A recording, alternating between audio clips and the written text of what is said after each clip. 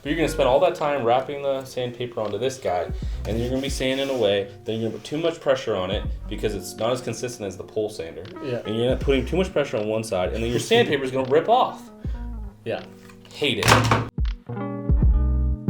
Hey everybody, this is Steven. And this is Alan. And welcome to another episode of Paint Talk. A special thank you to all of our subs. If you're not a sub yet, please become a sub so that you can learn all about the many, many products we love. And today, the products we hate.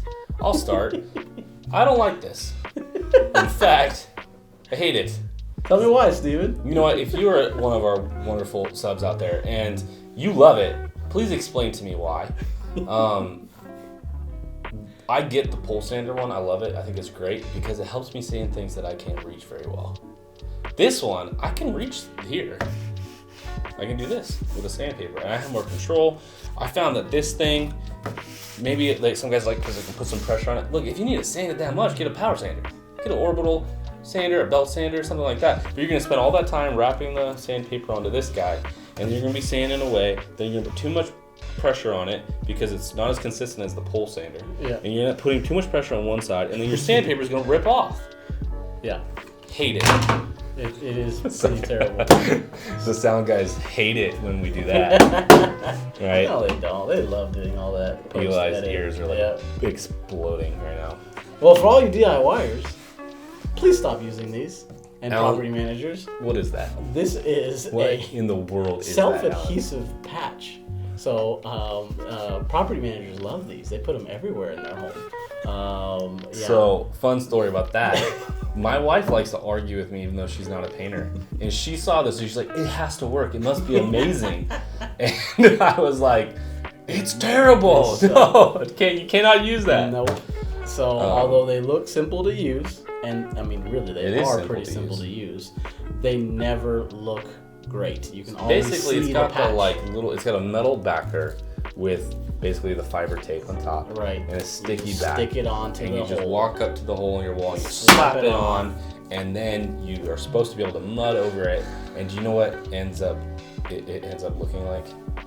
A really bad done patch. It looks like a little mound on the wall. Does. So then you end up having to do after that, float out the wall even further, and a patch that should have been, it was a hole this big, it should have been a patch about this big.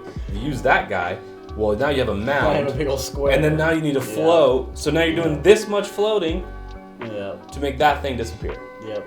And there's a good chance the sticky doesn't stick, and a little bit later pops out. Yep. So I've that's seen fun. that a lot too. A lot of times you'll see these 6 months later, or even weeks later.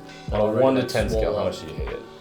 A lot, because it actually makes it annoying for us, because I would rather you just let us come in and patch it appropriately, and when you put this in, now we have to like rip it off, sand everything down again, and then it just makes it harder for us. We'd rather you just, I've even had people hire us and then like think they were helping us by doing providing this. Yeah. And and God bless them, whatever. Thanks for trying to help. I'm not complaining, but it doesn't help. Yeah. So just let us do it, please.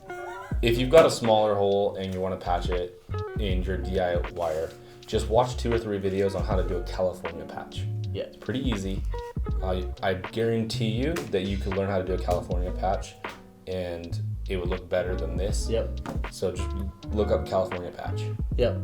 If it's a small enough hole too, there's 3M actually makes a patch kit that's very you just fill it in basically, and it actually would look better than this, but that can't be too big of a hole. If you're talking about larger than, like, most commonly you see this on like where the door knob goes through the wall. Yeah. So that's fine. Anything larger than that, I wouldn't do this, but 3M does make a large hole filler thing, and it actually becomes so hard that you can actually put screws in it and everything. It's pretty awesome. That one's not too bad. It actually looks better than this would, but basically, if you have like a larger hole, you actually take like some piece of wood, like some 1x4, and you put it behind the wall, screw into the wood, then come down here, screw into the wood, and now you've got a piece of wood that you can put the drywall on and screw into the piece of wood. Yep. The California patches, you basically are cutting, the drywall has in the center is the gypsum, and then you have the paper on each side. As you're cutting a piece that's larger, and then you're keeping one side of the paper, and you're cutting the other part down the side. So if that doesn't make sense, you need to watch a video because it's amazing. And then you put the mud around it, and you stick it in there, and it's amazing. So for small holes like this one, the one there, California patch. For bigger holes, you're gonna have to put piece of sheetrock. Piece of sheetrock with a backer. What else do you hate, Steven? I hate this tool. Because I love the 5-in-1, which does the same thing, and every painter already has with them. And then, so basically, this is for removing caulking, and once you apply caulking, it's a little rubber thing that you can like supposedly do that. I have never seen anyone use that. Have you ever seen a professional painter use this? No, not once. Not once. So I don't even understand. Apparently, this little plastic piece is for cleaning up residue or something. This is for pulling out old caulk lines, and this is for once you caulk it on, you do that apparently, which I guess you're saying is replacing your finger. But the problem with caulking is that you actually need the flexibility of your finger ability to move and kind of like go with it to actually get it to look nice, where you can't really do that with this. No. And then a really good painter, most of the time, on like especially baseboards and stuff like that, you barely even need to use your finger if you're really good. If you're good at caulking. But around bass and stuff like that, you're definitely gonna have to use your finger. But this is not gonna help you the way you think it's going to. And this, I've tried it, ripping out caulking with it, it's okay.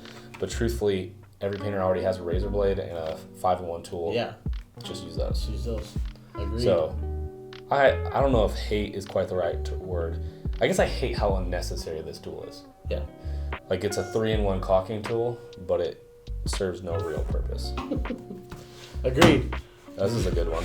This is a really good one. So, again, for all you DIYers, some of you probably have some of this in your home. Property managers as well. This one, out of how much I hate things, these four, this is probably number one. This is the worst one. So this is... I don't think the person who invented it even believes in it. It's stress crack tape. So here in Texas, we get a lot of settling, and there's a lot of stress cracks on the drywall, on the walls and ceilings, and so we see this type of stuff used a lot.